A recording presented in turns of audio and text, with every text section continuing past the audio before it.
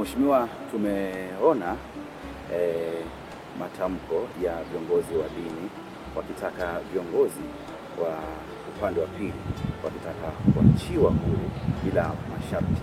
Ikiwa wewe ni mwanasiasa mkongwe na mbunge, unalichukuliaje kauli hiyo ya kutoka kwa baadhi ya viongozi wa dini? Kwanza nikushukuru kwa kupata nafasi ya kuzungumza nawe, lakini kwa kweli niwe wazi kuhusu maaskofu.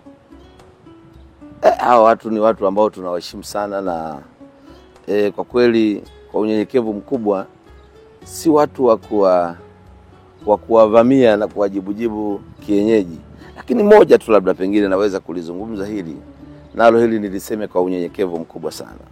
Nilisikia kauli za baadhi ya viongozi wa dini wakizungumza habari ya baadhi ya watu walioshikiliwa kuachiwa mara moja bila masharti. Hapo kidogo niseme nchi yetu imejengwa katika utaratibu wa kuheshimiana. Nchi yetu imejengwa katika utaratibu wa sheria. Watu wote waliokamatwa na ambao wako magerezani hawajakamatwa kwa sababu ya mamlaka. Wamekamatwa kwa uvunjifu wa sheria na mahakama ikachukua nafasi yake kwa ajili ya kutenda haki. Sasa nachelea kusema kwamba tukianza kwenda huku ambako baadhi ya maaskofu wanatupeleka, nadhani sio njia sahihi. Kwa sababu leo inaonekana kuna baadhi ya watu wana utetezi wa viongozi. Je, na wengine ambao wako magerezani kwa kuonewa, wako magerezani kwa rushwa, wako magerezani kwa bahati mbaya, imetokea tu hakutenda jambo, hawa mtetezi wao nani?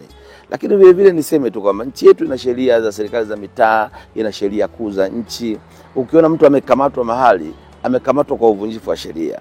Sasa tukisema waachiliwe mara moja, mimi naona hatuitendei mamlaka haki. Kwa sababu hivi itakuwaje siku naye rais labda akaamka asubuhi akasema analitaka kanisa na mamlaka zote za kidini kuwaachia watu wote ambao wamesimamishwa?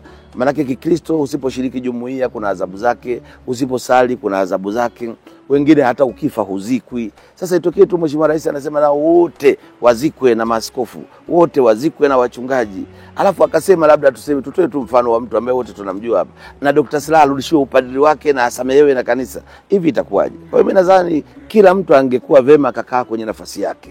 Kila mtu na maaskofu wanayo nafasi nzuri sana, mashehe ya kumshauri Mheshimiwa Rais, kushauri mamlaka kule wanakopelekaga shida zao zinatatuliwa, wanaweza kutumia njia hiyo hiyo ya staha na heshima kwenda kumuona mkuu wa nchi na kuzungumza naye.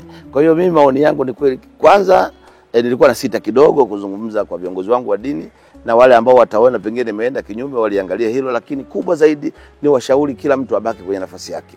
Tunaposhauri mamlaka tushauri kwa staha na sio kwa amri kwamba waachiliwe mara moja, kwa sababu na mamlaka naye haiwezi kusema kwamba fulani apewe sakramenti mara moja bila masharti, na hivyo itakuwa ni kuvunja taratibu za kanisa na taratibu za nchi. Asante sana.